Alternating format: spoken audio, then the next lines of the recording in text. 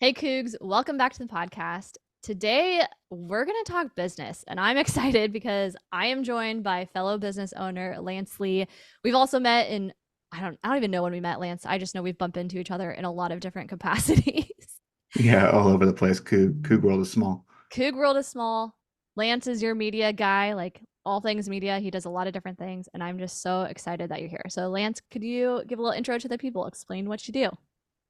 Yeah, so I'm currently a digital marketer in a lot of different capacities, but I lead a team for a couple of restaurants and bars in the greater Pullman area. And then beyond that, on my own, I do quite a bit of photography, digital marketing consulting, very hands-on, specifically with small businesses with their search engine optimization, social media content creation, management, training up their staffs to be able to do that as well, so they don't have to always hire out because a lot of mom and pop shops, brick and mortar shops don't have the biggest budgets or don't have the most resources to be able to work with those things.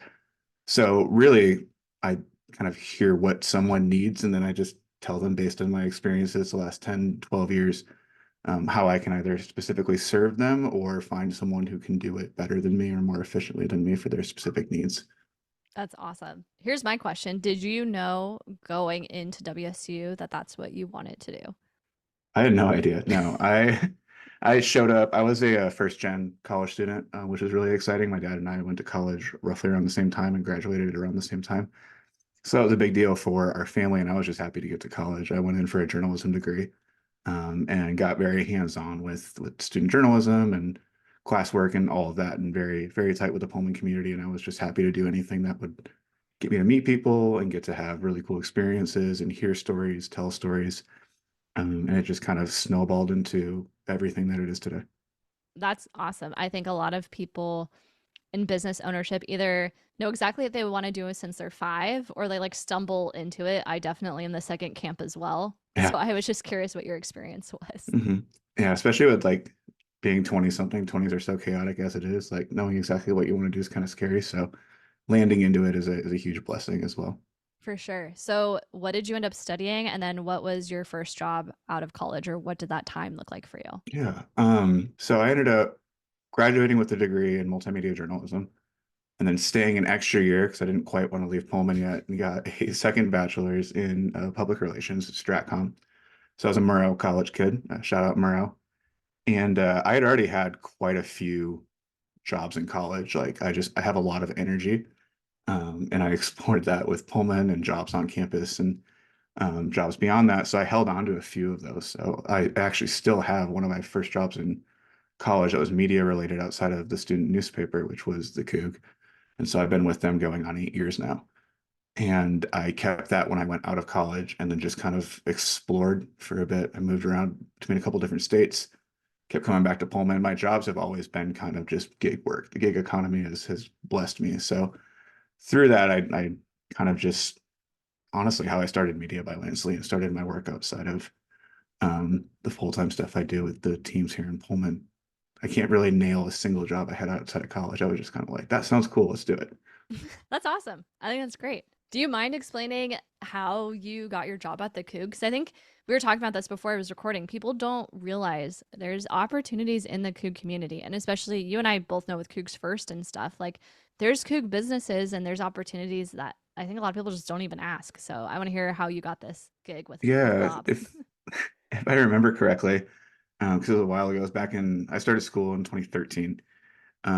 And I had been in the service industry probably for about 2 years when I got recruited to work Munchie's Hot Dogs, actually. And through working at a hot dog stand, the owner of the Coug at the time, he's still the owner, Bob Katie. I know you're familiar with him. Um, he through word of mouth through some friends of mine who were also doing projects for him. I think it was his graphic designer. She was at the time the girlfriend of a close friend of mine, and they're now married now, super sweet family. But she recommended me, and Bob was like, "All right, like let's look at your resume real quick." I'm like, "I don't really have a media resume," but he had seen some of the stuff I had done on social media and some of the stuff I had done as a student journalist, and was like, "All right, let's give this a shot." And that was one of many relationships that were kind of like word of mouth for different work and kind of spread through like the greater WSU alumni community and as well as in Pullman, and people just being like, "Hey, this guy does good work. Or this you should hang out with him. You should talk with him a little bit." Um, and yeah, that relationship just over time, like if you need to do something, Bob's got something for you. So I've had like 10 different roles with him. It's been very productive. And yeah, so that just snowballed into working with over 100 different business owners now and different individuals and their families as well. That's cool. How, especially being a business owner in the marketing world, how do you decide, like, yes, this is something I want to do and offer to people versus, okay, I'll try it out. It's maybe not my best thing. Like, Uh, how do you make those decisions? I feel like that's so difficult, especially as you're yeah. building your brand and your business. Yeah, it's very different now than it was in college. Like all of the voices that were giving me advice and people who were in my life were like, just try everything and do everything. So I didn't think I was an expert, but I told people I was an expert in everything and just tried it and had some good experiences through that and bad experiences through that.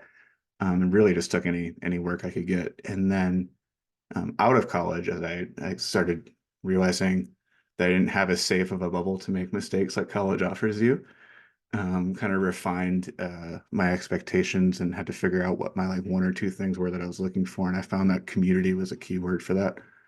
So really any organization that's focused on community building and community engagement has been where I've prioritized the work that I've sought out or the work that I've accepted.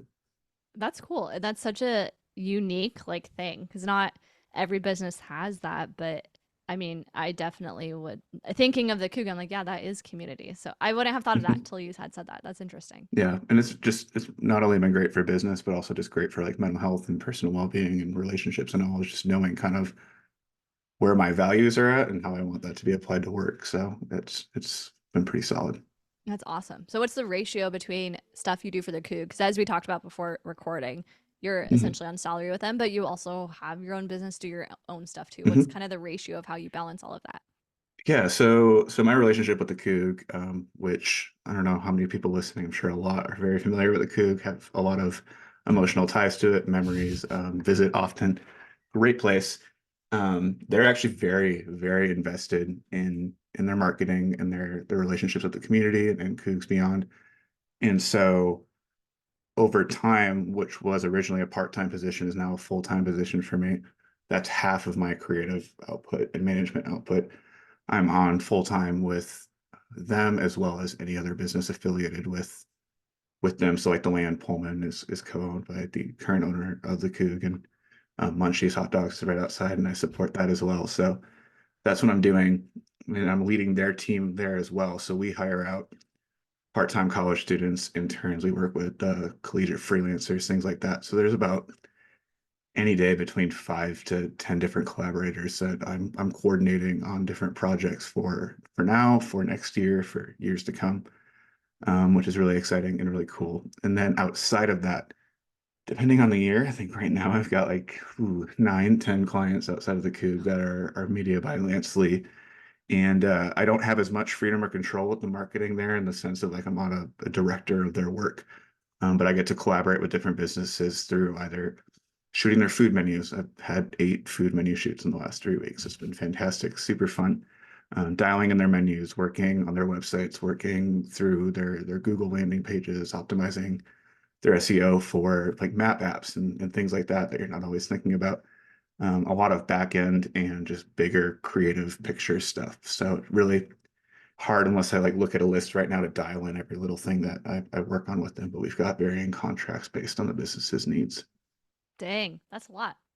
Yeah, yeah. And to give, I guess, a couple examples too to help with the scope of that, Yeah, some of the local businesses in Pullman that I've worked with in the last few months, specifically with photography, is like the Preston family. They're a wonderful family. They've got a few businesses out here. Emporium up on the hill next to their cafe, Crybaby, as well as at T Bravo. In the past, I've done photography and other media work with Black Cypress, South Fork, Porchlight, Round Top, things like that. And I've dabbled a little bit in Moscow as well. More likely, most often with Kugon businesses, because that's just how this community works. for sure. What is unique to the restaurant industry, like marketing wise? What makes it Ooh, unique? such a big question. I know. It's a good question. Yeah, yeah, yeah. Um, the scope feels really big all the time, but a lot of times it's not as complicated, it's just chaotic.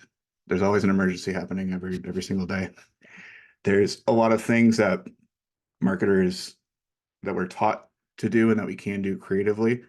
Um, but it can be kind of tricky and scary for, or I've learned this through my experience, tricky and scary for some small business owners when we as marketers just hop in and want to like do all these cool things, but we don't have like an intimate understanding or at least an awareness of what's going on behind the scenes for them.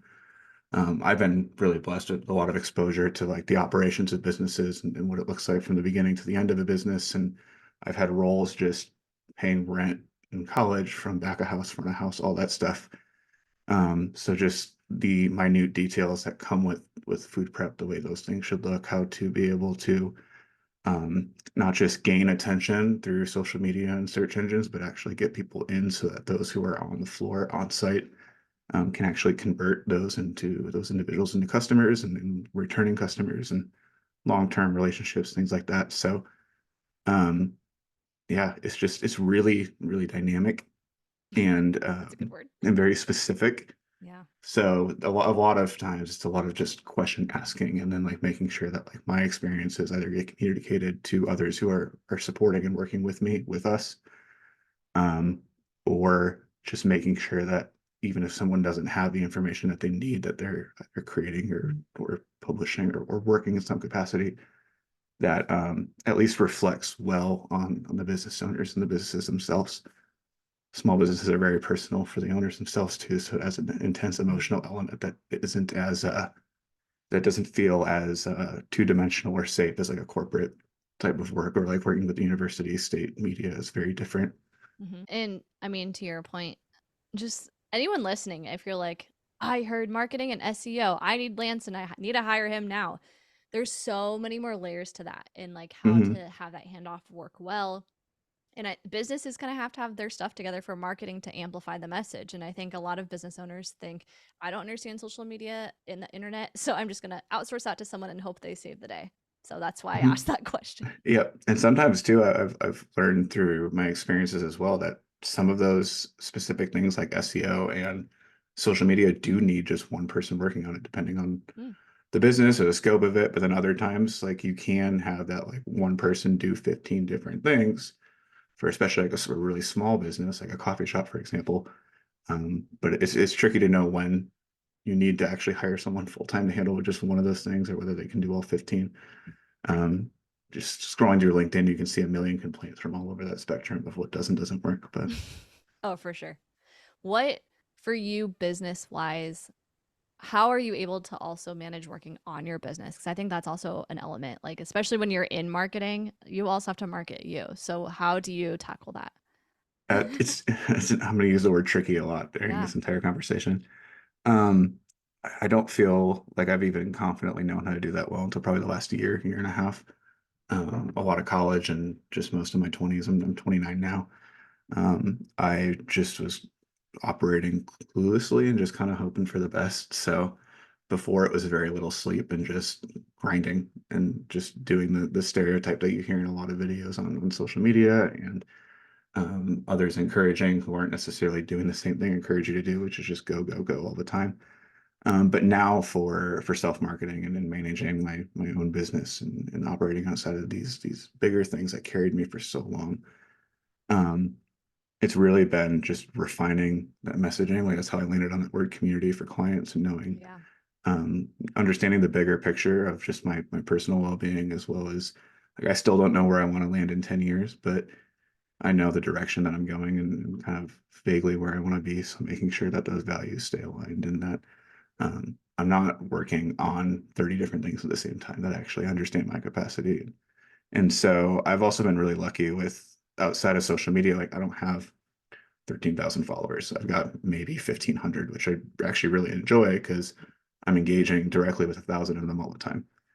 Um, so having my world be a lot smaller is really nice too, outside of the accounts that I work with, and being able to kind of count on, especially in Pullman and the larger alumni network, being able to count on word of mouth and being able to count on relationships. I'm a very social person, face to face, and so it's really nice to be able to have that have ripple effects and and not have to spend every second thinking about how I'm going to make a post that's going to be seen 10,000 times to get 2 conversions or something like that. I'm glad you said that because I think a lot of people don't think of marketing themselves in that way. They try to go viral. I mean, speaking of maybe a younger generation, but people, I need to go viral. I need to be on TikTok. I Mhm. need to come up with a content plan. And you're a living, breathing example of what power can happen just from word of mouth and community. And I mean, that's my biggest ROI is in-person conversation. So I'm always going to Mhm. prioritize that. And that also means I need to bake it into my schedule and make sure am able to show up and energetic and all the things that you listed. So Mhm. I'm glad you spoke to that. Yeah, something I remind myself of all the time, and I remind my team members that I'm responsible for and lead, um, that like people themselves have never really changed that much. Mm. The way we socialize hasn't really changed that much. Like what our needs within community haven't changed that much. Just the tools and the ways that we go about it have. So social media is really cool.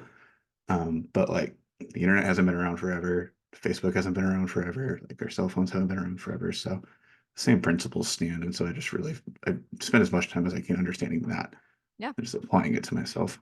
Yeah, that's awesome. So, for the people listening, I'm a Coug owned business and I'm either open to more clients or I'm really needing more clients. How, in your experience, can someone leverage the Coug community specifically as a business owner?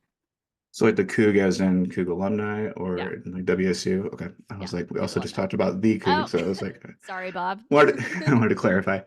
Um, this is just the the really what feels like uncomfortable task of just going up to people or just cold DMing. Like the worst thing that can happen is you don't get a response or told that they don't want to talk to you. Like that sucks, but it's not the end of the world. So um, initiating conversations, whether it's through a social account or through email or in person. I've really enjoyed through like the Kooks First Network, for example, the networking opportunities that are facilitated. So while Kooks First has some great ones, they're not the only ones facilitating networking opportunities. So really, anywhere that is an option, the WSU Alumni Network does a really good job with that in some spaces. I go to Arizona often to see family and friends, and they've got a great network down there. I've spent time with their network in California. And then also just the relationships built in college, even if you don't hold on to all of them, there's some really cool departments at WSU and people there who do really, really care and want to be really involved in your life. So being able to, whether it's through LinkedIn or you held on to their email address or phone number or something, checking in with them, whether it's like an old school Christmas card or you just send a text every once in a while, like something, those little things um, go a really long way with later turning into either business opportunities, gigs, or even just fun relationships, fun things to do with other individuals and stories to hear and stories to tell. I agree. I think relationships are key, and there's something about a Coug that even if you don't know them at all, but you're a Coug, they're a Coug, and you ask whether it's, are you hiring? Can I help you? Do you know someone? They're at least probably going to give you a shot. And if you're like really antisocial, just have it be like the 2 or 3 people that you're interested in talking to. Just invest a ton of energy into that. Yeah, That goes exactly. a long way too. So it's the basically the powers and how much you are willing to put forward and invest in those things. But yeah, you're right. Relationships. Yeah, for sure. Community relationships, people. That's Hmm. business advice from today.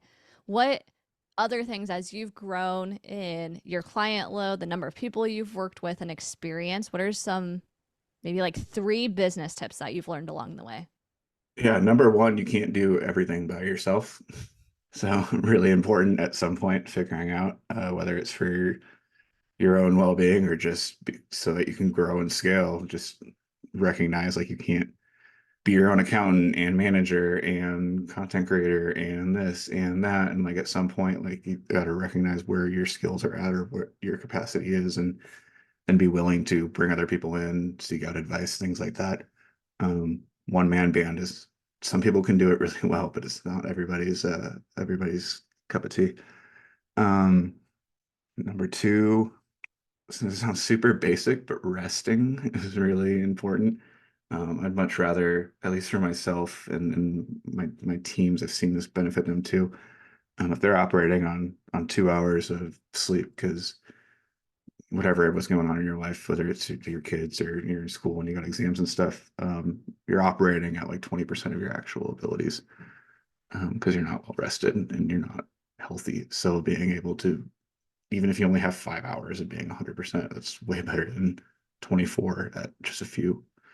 Um, and then depending on how you prefer to consume information, reading or listening to stuff, podcasts, books, I love reading. And honestly, that's what's made me super dynamic with my work is just consuming as much content as I can, even if I'm not retaining all of it and just learning, understanding. And there's so many different ways to be able to do that. We have so much cool tech now that even if you don't like reading and it's super boring, you can listen to something, you can watch something. There's so much stuff out there. And I think that makes every business owner and every person collaborating with the business just overall well-rounded learning and yeah, not doing things by yourself. Yeah, I community. It's Lance, that's your core value. It Yep. just keeps showing up. I love it. Yeah, I agree. I think that and those are hard like how do you learn that in in a classroom? And I think that's the whole crux of this business owner series. Like sure there's things in class that are great. If you're in the business school, even in comm school, like we learn stuff in the classroom, but at a certain point you kind of just got to go do the thing and sometimes you learn as you go. Maybe a mentor tries to teach you, but you still do it anyway, but at least you're Mm-hmm. able to pick yourself up and apply it. So I'm glad that you shared that advice. I agree. So, okay, I have some very fresh, very new rapid fire questions. All right, I'm ready. They're business owner centric. So get in the Yeah. mindset. There's 5 of them. We're going to Okay. jump in. Are you ready? Yeah, I'm ready. Okay. This one's tough for you. Number one, good luck with this answer. I'm not in your shoes. Where is your favorite place to have a business meeting in Pullman? Oh, honestly, outside, I don't get outside enough. So, but there's like outside of Thomas Hammer on someone's patio in town. Um, there's a few patios that are pretty great. Foundry's got a patio and the Land's got a patio and um yeah, just really outdoors. Where there's sun. If it's raining, I guess we gotta go indoors. But That's great. even on a walk, I'll even go on a walk and get business done. Yeah. I'm two birds, one stone. I'm all for that. I love that. Okay, number two. If you had $10,000 cash and could start a business with it, what would it be? I'd probably just enhance what I'm doing now and reinforce an agency that's actually able to um, not only just like hire collegiate students, but really invest in them educationally. Like your comment before about Yeah. there's only so much that can happen in a classroom, like have something that's really specific to college students that gives them real world experiences, but takes exactly what they're learning and applies it instead of just them aimlessly wandering around and taking 10 years to do what can be done in just a few. That's awesome. Like, get this man 10 grand, someone. Okay. Number three. What is the biggest challenge you're currently facing being your own boss? Self like management, time management for sure. Yeah. Like I still very much want to do everything all the time. Yeah. I think, Honestly, the scarier stuff doesn't scare me as much as it probably should. I'm more, I can be my worst enemy. I can self-sabotage pretty quickly with not managing time or energy well. So that's the big thing there. yeah. Okay. We're going to follow back up on that. Number four. What did your time at WSU teach you about running a business? Nick, I'll let you pick in classroom or out. Up to you. Honestly, out of classroom, like taught me the most. Just being that annoying employee that constantly asks my bosses questions was really important. So I mean, in the classroom, you learn a lot of cool stuff, like theory wise and things like that. But seeing people whose entire livelihoods are invested in it and their families are on the line with it, and um, just the emotional stuff you learn from that, not even necessarily like the textbook stuff, but like there are things you feel that you can't necessarily put into words, and that I'm struggling to put into words now that you sense, you see it, and so being exposed to it's really important, and so being exposed to those just like really intense, scary situations is really awesome. And you can learn a lot that you can't articulate from that. And that's what I learned most in school was just taking what I had in the classroom and then being out in the real world and being like, oh, this feels something. Mm, Let's eat this up a little bit. yeah, that's a great answer. And then last one, if you could teach a 1 day class in WSU, what would it be on? That's an awesome question because I'm actually guest speaking this month. No way. Yeah, and what I'm teaching is just basic photography. I think there's just a lot of basic things people can do with the phone that's in their pocket that they can do either in the classroom and the environment that they're already in, or with some basic tools. Like I'll have a white box with me that people can put things in and play around with. But just like practice makes perfect. Practice. Use whatever tool you got. So That's awesome. that's what I Yeah. teach. That's what I'm teaching.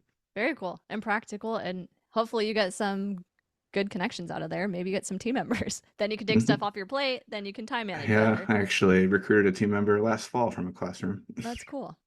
I love that. Okay. Mhm. Well, that's all I had rapid fire wise. And I definitely want to make sure people follow along with all the stuff you got going on. So, where's the best place for people to get connected?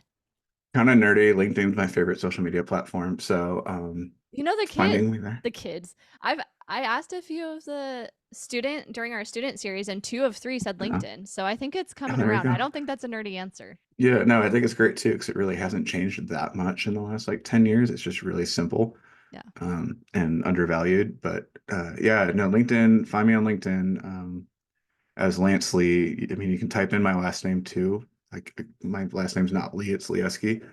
To help dial me in. That's Lijewski. But find me there. I'm also on LinkedIn at Media by Lance Lee. And then I have a website with some really basic stuff on it, mediabylancely.com. But those three spaces are where you can find me at and connect with me. Awesome. Thank you so much for just sharing such a range of emotions and everything today. I really appreciate your experience and just your knowledge and just who you are as a Coug. We're lucky to have you. Of course, thank you. I really enjoy it, and I find it a huge privilege that I get to be a part of all of this as well. So, of Awesome. Well, Cougs, thanks for listening this week. We'll catch you next time. Definitely go follow Lance and his journey. And if you're in Pullman, go have a beer at the Coug and tell him Lance sent you. there you go. Go Cougs. Go Cougs. Thank you.